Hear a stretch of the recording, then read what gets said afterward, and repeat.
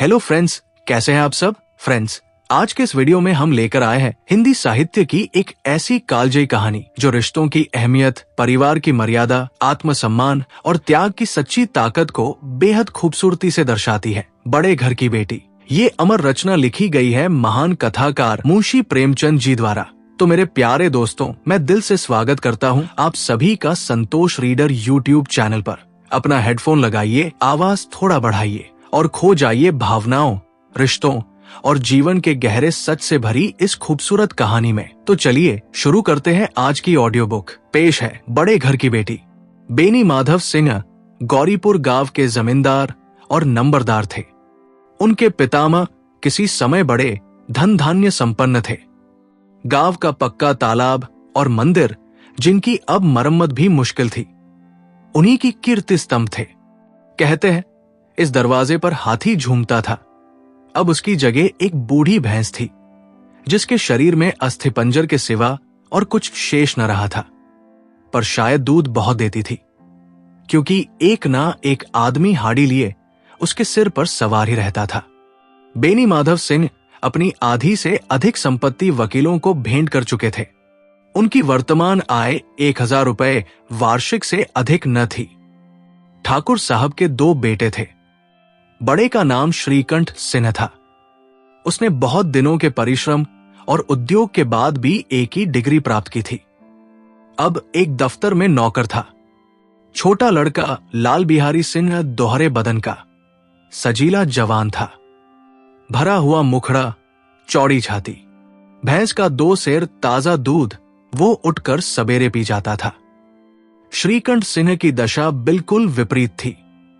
इन नेत्रप्रिय गुणों को उन्होंने भी इन्हीं 2 अक्षरों पर न्यौछावर कर दिया था।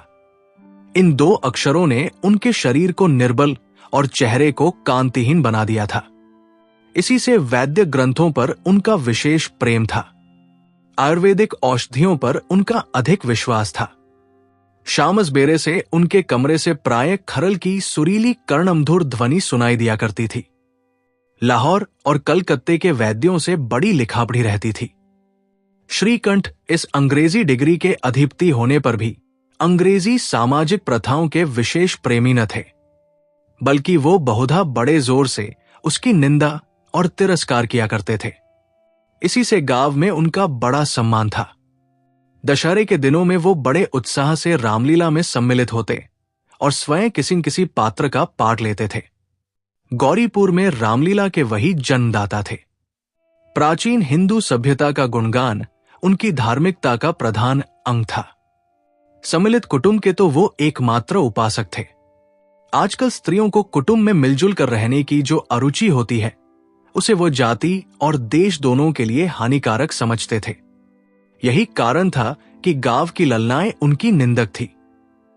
कोई कोई तो उन्हें अपना शत्रु समझने में भी संकोच न करती थी। स्वयं उनकी पत्नी को ही इस विषय में उनसे विरोध था। ये इसलिए नहीं कि उसे अपने सास-ससुर, देवर या जेठ आदि से घृणा थी, बल्कि उसका विचार था कि यदि बहुत कुछ सहने और तरह देने पर भी परिवार के साथ निर्वाह न हो सके, तो आए दिन की कलह से जीवन को नष्ट करने की अपेक्षा यही उत्तम है कि अपनी खिचड़ी अलग पकाई जाए। आनंदी एक बड़े उच्च कुल की लड़की थी। उसके बाप एक छोटी सी रियासत के ताल्लुकेदार थे। विशाल भवन, एक हाथी, 3 कुत्ते, बाज, बहरी शिकरे, झाड़ फानूस, ऑनरेरी मजिस्ट्रेटी और ऋण, जो एक प्रतिष्ठित ताल्लुकेदार के भोग्य पदार्थ है, सभी यहां विद्यमान थे। नाम था भूप सिंह। बड़े उदारचित्त और प्रतिभाशाली पुरुष थे, पर दुर्भाग्य से लड़का एक भी न था। 7 लड़कियां हुई और दैवयोग से सबकी सब जीवित रही। पहली उमंग में तो उन्होंने 3 ब्याह दिल खोल कर किए, पर 15-20 हजार रुपयों का कर्ज सिर पर हो गया तो आंखें खुली, हाथ समेट लिया। आनंदी चौथी लड़की थी। वो अपनी सब बहनों से अधिक रूपवती और गुणवती थी। इससे ठाकुर भूप सिंह उसे बहुत प्यार करते थे। सुंदर संतान को कदाचित उसके माता पिता भी अधिक चाहते हैं। ठाकुर साहब बड़े धर्म संकट में थे कि इसका विवाह कहाँ करें। न तो यही चाहते थे कि ऋण का बोझ बढ़े और न यही स्वीकार था कि उसे अपने को भाग्यहीन समझना पड़े। एक दिन श्रीकंठ उनके पास किसी चंदे का रुपया मांगने आया। शायद नागरी प्रचार का चंदा था। भूप सिंह उनके स्वभाव पर रीझ गए और धूमधाम से श्रीकंठ सिंह का आनंदी के साथ ब्याह हो गया। आनंदी अपने नए घर में आई तो यहां का रंगढंग कुछ और ही देखा। जिस टीमटाम की उसे बचपन से ही आदत पड़ी हुई थी, वो यहां नाम मात्र को भी न थी। हाथी घोड़ों का तो कहना ही क्या, कोई सजी हुई सुंदर बहली तक न थी। रेशमी स्लीपर साथ लाई थी, पर यहां बाग कहा। मकान में खिड़कियां तक न थी, न जमीन पर फर्श, न दीवार पर तस्वीरें। ये एक सीधा सादा देहाती गृहस्थ का मकान था। किंतु आनंदी ने थोड़े ही दिनों में अपने को इस नई अवस्था के ऐसा अनुकूल बना लिया मानो उसने विलास के सामान कभी देखे ही न थे। एक दिन दोपहर के समय लाल बिहारी सिन्हा 2 चिड़िया लिए हुए आया और भावच से बोला, जल्दी से पका दो, मुझे भूख लगी है। आनंदी भोजन बनाकर उसकी राह देख रही थी। अब वो नया व्यंजन बनाने बैठी। हाड़ी में देखा तो घी पाव भर से अधिक न था। बड़े घर की बेटी किफायत क्या जाने, उसने सब घी मांस में डाल दिया। लाल बिहारी खाने बैठा तो दाल में घी न था। बोला, दाल में घी क्यों नहीं छोड़ा? आनंदी ने कहा, घी सब मांस में पड़ गया। लाल बिहारी जोर से बोला, अभी परसों घी आया है, इतने जल्द उठ गया? आनंदी ने उत्तर दिया, आज तो कुल पाव भर रहा होगा। वो सब मैंने मांस में डाल दिया। जिस तरह सूखी लकड़ी जल्दी से जल उठती है, उसी तरह क्षुधा से बावला मनुष्य जरा सी बात पर तिनक जाता है। लाल बिहारी को भावच की ये ढिठाई बहुत बुरी मालूम हुई। तिनक कर बोला, मैके में तो चाहे घी की नदी बहती हो। स्त्री गालियां सह लेती है, मार भी सह लेती है, पर मैके की निंदा उससे नहीं सही जाती। आनंदी मुंह फेर कर बोली, हाथी मरा भी तो 9 लाख का, वहां इतना घी नित्य नाईखार खा जाते हैं। लाल बिहारी जल गया, थाली उठाकर पलट दी और बोला, जी चाहता है जीभ पकड़कर खींच ले। आनंदी को भी क्रोध आ गया, मुंह लाल हो गया। बोली, वो होते तो आज इसका मजा चखाते। अब अपड़ उजड्डू ठाकुर से न रहा गया। उसकी स्त्री एक साधारण जमींदार की बेटी थी। जब जी चाहता उस पर हाथ साफ कर लिया करता था। खड़ा उठाकर आनंदी की ओर जोर से फेंकी और बोला, जिसके गुमान पर भूली हुई हो उसे भी देखूंगा और तुम्हें भी। आनंदी ने हाथ से खड़ाव रोकी, सिर बच गया, पर उंगली में बड़ी चोट आई। क्रोध के मारे हवा से हिलते पत्ते की भांति कांपती हुई अपने कमरे में आकर खड़ी हो गई। स्त्री का बल और साहस, मान और मर्यादा पति तक है। उसे अपने पति के ही बल और पुरुषत्व का घमंड होता है। आनंदी खून का घूंट पीकर रह गई। श्रीकंठ सिंह शनिवार को घर आया करते थे। बृहस्पतिवार को यह घटना हुई थी। 2 दिन तक आनंदी कोप भवन में रही, न कुछ खाया न पिया, उनकी बाट देखती रही। अंत में शनिवार को वो नियमानुकूल संध्या समय घर आए और बाहर बैठकर कुछ इधर उधर की बातें, कुछ देशकाल संबंधी समाचार तथा कुछ नए मुकदमों आदि की चर्चा करने लगे। ये वार्तालाप 10 बजे रात तक होता रहा। गांव के भद्र पुरुषों को इन बातों में ऐसा आनंद मिलता था कि खाने पीने की भी सुधि न रहती थी। श्रीकंठ को पिंड छुड़ाना मुश्किल हो जाता था। ये 2-3 घंटे आनंदी ने बड़े कष्ट से काटे। किसी तरह भोजन का समय आया, पंचायत उठी, एकांत हुआ तो लाल बिहारी ने कहा, भैया आप जरा भाभी को समझा दीजिएगा कि मुंह संभाल कर बातचीत किया करें, नहीं तो एक दिन अनर्थ हो जाएगा। बेनी माधव सिंह ने बेटे की ओर से साक्षी दिया। बहुबेटियों का यह स्वभाव अच्छा नहीं कि मर्दों के मुंह लगे। लाल बिहारी वो बड़े घर की बेटी है तो हम भी कोई कुर्मी कहार नहीं है। श्रीकंठ ने चिंतित स्वर से पूछा, आखिर बात क्या हुई? लाल बिहारी ने कहा, कुछ भी नहीं, यूं ही आप उलझ पड़ी। मैके के सामने हम लोगों को कुछ समझती ही नहीं। श्रीकंठ खा पी कर आनंदी के पास गए। वो भरी बैठी थी। ये हजरत भी कुछ तीखे थे। आनंदी ने पूछा, चित्त तो प्रसन्न है? श्रीकंठ बोले, बहुत प्रसन्न है, पर तुमने आजकल घर में ये क्या उपद्रव मचा रखा है? आनंदी की त्योरियों पर बल पड़ गए। झुंझलाहट के मारे बदन में ज्वाला सी दहक उठी। बोली, जिसने तुमसे ये आग लगाई है उसे पाओ तो मुंह झुलस दूं। श्रीकंठ, इतनी गर्म क्यों होती हो? बात तो कहो। आनंदी, क्या कहूं? ये मेरे भाग्य का फेर है, नहीं तो गवार छोकरा जिसको चपरासगिरी करने का भी शौर नहीं, मुझे खड़ाव से मारकर यो न करता। श्रीकंठ, सब हाल साफ साफ कहो तो मालूम हो। मुझे तो कुछ पता नहीं। आनंदी, परसों तुम्हारे लाडले भाई ने मुझसे मांस पकाने को कहा। घी हाड़ी में पाव भर से अधिक न था, वो सब मैंने मांस में डाल दिया। जब खाने बैठा तो कहने लगा, दाल में घी क्यों नहीं है? बस इसी पर मेरे मैके को बुराबला कहने लगा। मुझसे न रहा गया। मैंने कहा कि वहां इतना घी तो नाई खार खा जाते हैं और किसी को जान भी नहीं पड़ता। बस इतनी सी बात पर इस अन्यायी ने मुझ पर खड़ाऊ फेंक मारी। यदि हाथ से न रोक लेती तो सिर फट जाता। उसी से पूछो, मैंने जो कुछ कहा है वो सच है या झूठ? श्रीकंठ की आंखें लाल हो गई। बोले, यहां तक हो गया इस छोकरे का ये साहस। आनंदी स्त्रियों के स्वभावानुसार रोने लगी, क्योंकि आंसू उनकी पलकों पर रहते हैं। श्रीकंठ बड़े धैर्यवान और शांत पुरुष थे। उन्हें कदाचित ही कभी क्रोध आता था। स्त्रियों के आंसू पुरुषों की क्रोधाग्नि भड़काने में तेल का काम देते हैं। रात भर करवटें बदलते रहे। उद्विग्नता के कारण पलक तक नहीं झपकी। प्रातःकाल अपने बाप के पास जाकर बोले, दादा, अब इस घर में मेरा निबाह न होगा। इस तरह की विद्रोहपूर्ण बातें कहने पर श्रीकंठ ने कितनी ही बार अपने कई मित्रों को आड़े हाथों लिया था, परंतु दुर्भाग्य, आज उन्हें स्वयं वही बातें अपने मुंह से कहनी पड़ी। दूसरों को उपदेश देना भी कितना सहज है। बेनी माधव सिन्हा घबरा उठे और बोले, क्यों? श्रीकंठ, इसलिए कि मुझे भी अपनी मान प्रतिष्ठा का कुछ विचार है। आपके घर में अब अन्याय और हठ का प्रकोप हो रहा है। जिनको बड़ों का आदर सम्मान करना चाहिए वे उनके सिर चढ़ते हैं।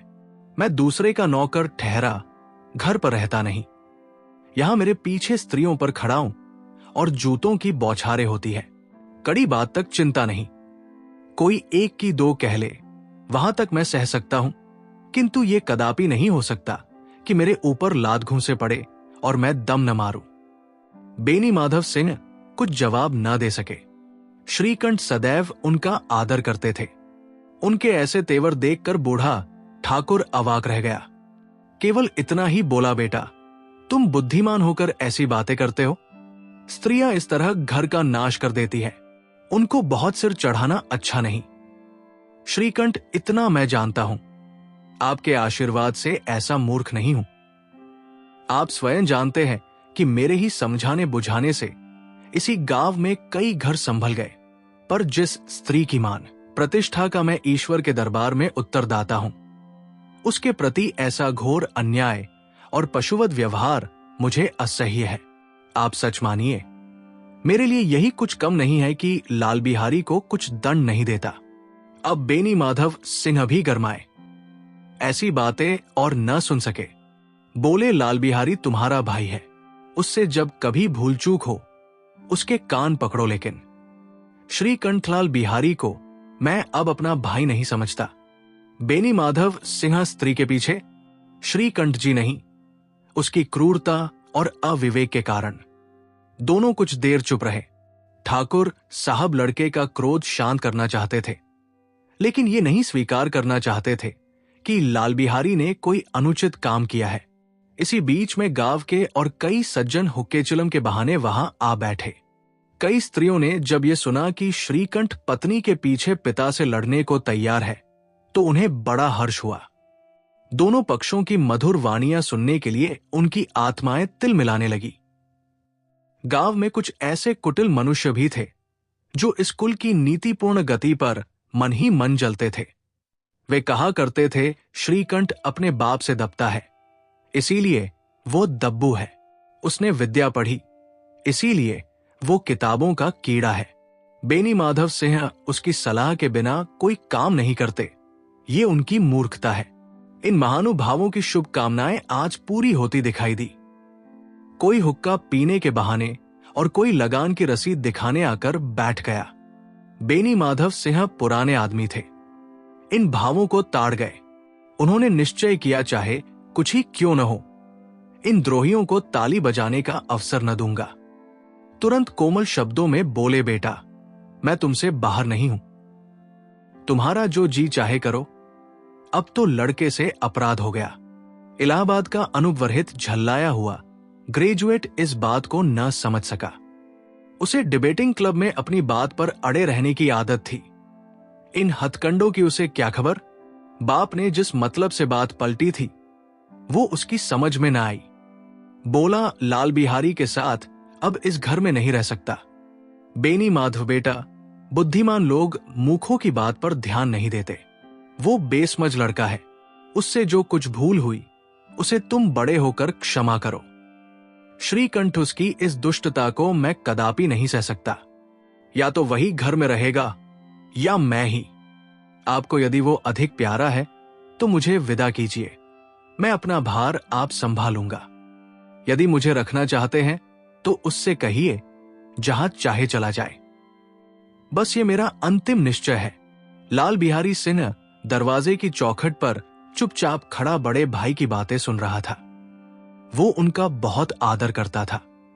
उसे कभी इतना साहस न हुआ था कि श्रीकंठ के सामने चारपाई पर बैठ जाए, हुक्का पी ले या पान खा ले। बाप का भी वो इतना मान न करता था। श्रीकंठ का भी उस पर हार्दिक स्नेह था। अपने होश में उन्होंने कभी उसे घुड़का तक न था। जब वो इलाहाबाद से आते तो उसके लिए कोई न कोई वस्तु अवश्य लाते।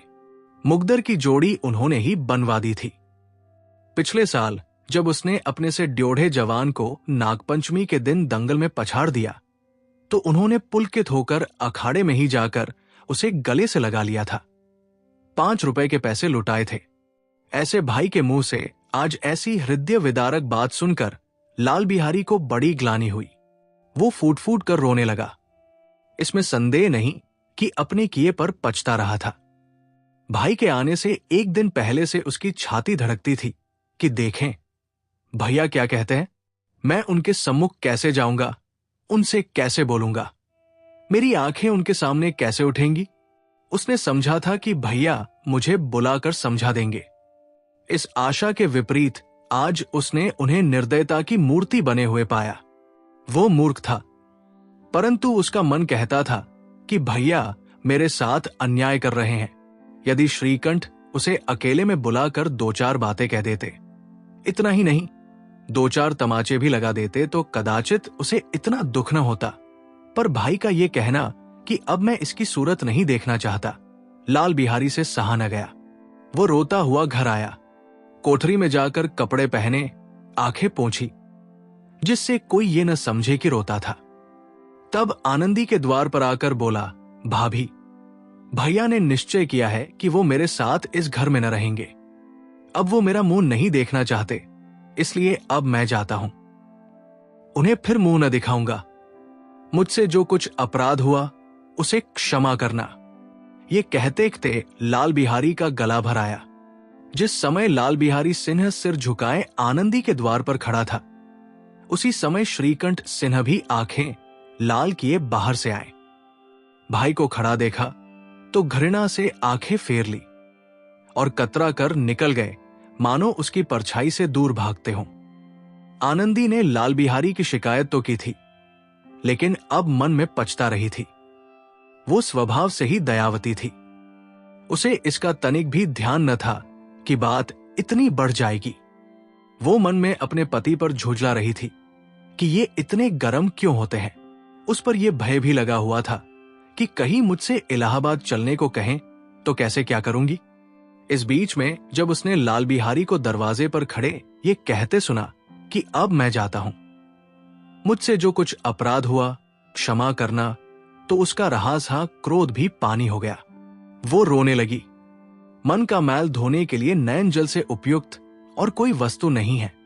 श्रीकंठ को देखकर आनंदी ने कहा, लाला बाहर खड़े बहुत रो रहे हैं। श्रीकंठ, तो मैं क्या करूं? आनंदी, भीतर बुला लो। मेरी जीभ में आग लगे। मैंने कहां से ये झगड़ा उठाया? श्रीकंठ मैं न बुलाऊंगा। आनंददीप चिताओगे, उन्हें बहुत ग्लानि हो गई है। ऐसा न हो कहीं चल दे। श्रीकंठ न उठे। इतने में लाल बिहारी ने फिर कहा, भाभी भैया से मेरा प्रणाम कर दो, वो मेरा मुंह नहीं देखना चाहते, इसलिए मैं भी अपना मुंह उन्हें न दिखाऊंगा। लाल बिहारी इतना कहकर लौट पड़ा और शीघ्रता से दरवाजे की ओर बढ़ा। अंत में आनंदी कमरे से निकली और उसका हाथ पकड़ लिया। लाल बिहारी ने पीछे फिरकर देखा और आंखों में आंसू भरे बोला, मुझे जाने दो। आनंद दिखा जाते हो। लाल बिहारी झा कोई मेरा मुंह न देखे। आनंदी मैं न जाने दूंगी। लाल बिहारी मैं तुम लोगों के साथ रहने योग्य नहीं हूं। आनंदी तुम्हें मेरी सौगंध, अब एक पग भी आगे न बढ़ाना। लाल बिहारी जब तक मुझे ये न मालूम हो जाए कि भैया का मन मेरी तरफ से साफ हो गया, तब तक मैं इस घर में कदापि न रहूंगा। आनंदी मैं ईश्वर को साक्षी देकर कहती हूं कि तुम्हारी ओर से मेरे मन में तनिक भी मैल नहीं है। अब श्रीकंठ का हृदय भी पिघला। उन्होंने बाहर आकर लाल बिहारी को गले लगा लिया। दोनों भाई खूब फूट फूट कर रोए। लाल बिहारी ने सिसकते हुए कहा, भैया अब कभी मत कहना कि तुम्हारा मुंह न देखूंगा। इसके सिवा आप जो दंड देंगे मैं सहर्ष स्वीकार करूंगा। श्रीकंठ ने कांपते हुए स्वर से कहा, लल्लू इन बातों को बिल्कुल भूल जाओ। ईश्वर चाहेगा तो फिर ऐसा अवसर न आएगा। बेनी माधव सिंह अब बाहर से आ रहे थे। दोनों भाइयों को गले मिलते देखकर आनंद से पुलकित हो गए। बोल उठे, बड़े घर की बेटियों ऐसी ही होती है, बिगड़ता हुआ काम बना लेती है। गांव में जिसने ये वृत्तांत सुना, उसी ने इन शब्दों में आनंदी की उदारता को सराहा।